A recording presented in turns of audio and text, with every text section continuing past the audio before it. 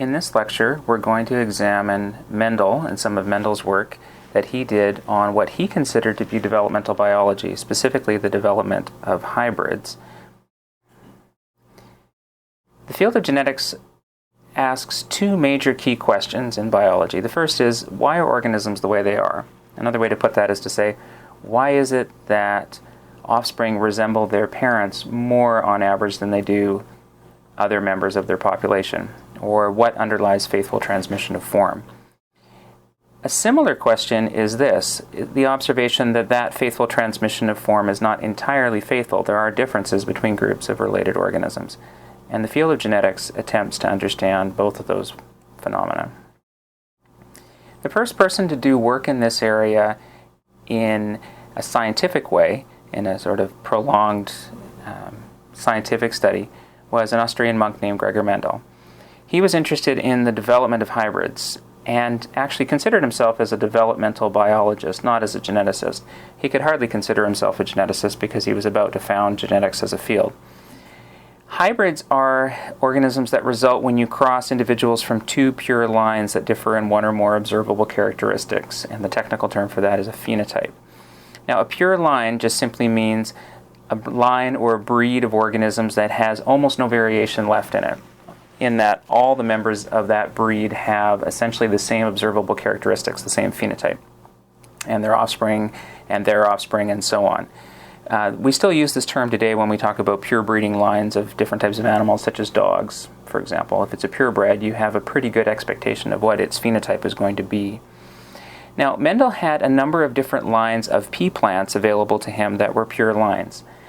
And these lines also differed in observable characteristics. So, for example, he had one pure line that had green seeds.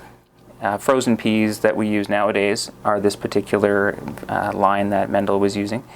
And he also had access to a pure line of yellow peas, and we typically use yellow peas for split peas, say in split pea soup. So those are the same species, same pea plant, but they have different observable characteristics. They have different phenotypes. So here's the cross that Mendel did between these two pure lines. So the first cross, or the first generation, we would say is the parental generation. And he had two pure lines, a yellow line and a green line. The F1, or first filial generation that resulted, was uniformly yellow in color. There was only yellow seeds in the F1 plants. Mendel then went on to self the F1, and what we mean by that is that he took pollen and ovum from the same plant and self-fertilized a plant. So pea plants have the ability where you can take pollen from a flower and use it to fertilize an ovum on the exact same plant. The result in the second filial, or F2 generation, was that Mendel observed that there were both yellow and green seeds present. So both characteristics were present in the F2, whereas the green characteristic had disappeared in the F1. Mendel went on to self plants from the F2, so he took individual F2 plants, either producing yellow seeds or producing green seeds, and self those plants. And he noted that the yellow class actually had two categories within it. So yellow seeds in the F2 could themselves be pure breeding in that they would only produce yellow progeny, or they could be hybrids. They could have the ability to produce both yellow or green seeds. The green class, however, was always pure breeding. So from these observations, Mendel made a number of qualitative observations. One of the things that you'll see in this course is that we'll often deal with both qualitative data, so these are observable characteristics that you can see, and we'll also deal with quantitative data. Quantitative data are the numbers, so it's dealing with the actual ratios that you might see in a cross. My advice to you is always start with the qualitative data first. If you essentially solve the problem using the qualitative data, you can then check that you've got the right answer by seeing if the quantitative data matches what you expect from your solution based on the qualitative data. So that's my advice to you. Start with the qualitative data first and then move on to the quantitative data. So from the qualitative observations that Mendel made in this series of crosses, he came to the following conclusions. First off, he came to the idea that inheritance is a particulate enterprise. So it's not blended. Up until this point in history, the general sense was that inheritance involved some sort of mixing of attributes from parents. What Mendel showed here is that there are actually discrete elements, say something controlling yellow, something controlling green, that manage to persist unchanged throughout the development of a hybrid.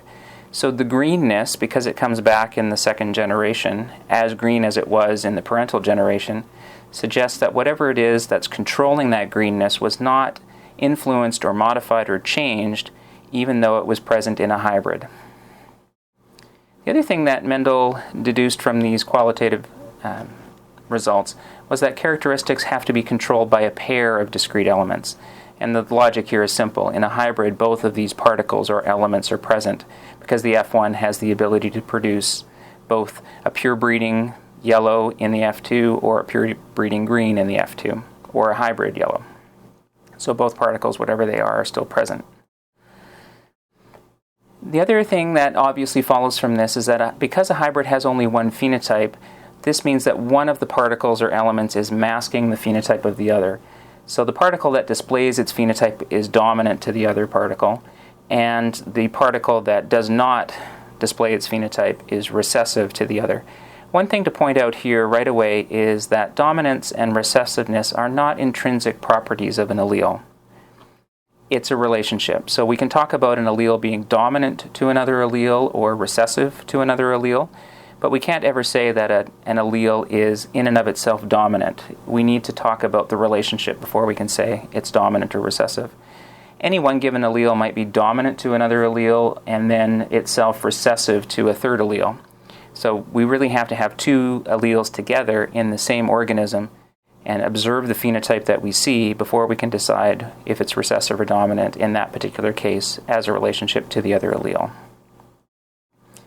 Now, Mendel also made some quantitative observations. He went beyond just looking at the characteristics and also took the time to count and record the actual numbers of progeny that he was seeing in his crosses.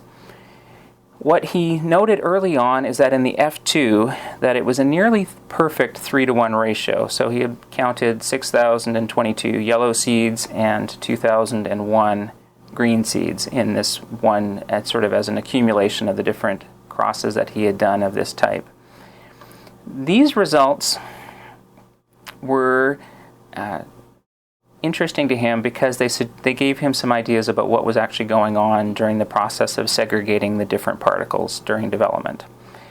He also went on to self the F2 seeds, and those results showed that 1/3 of the yellow seeds were pure breeding, just considering the yellow seeds, and 2/3 of them were hybrids.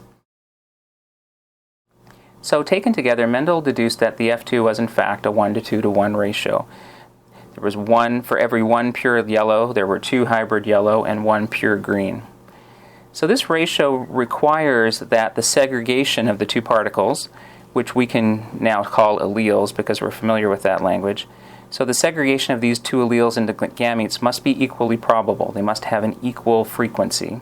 And that also that gamete fusion that forms progeny is also random. There's no inherent bias where yellow particles prefer each other and fuse preferentially with other gametes bearing yellow particles.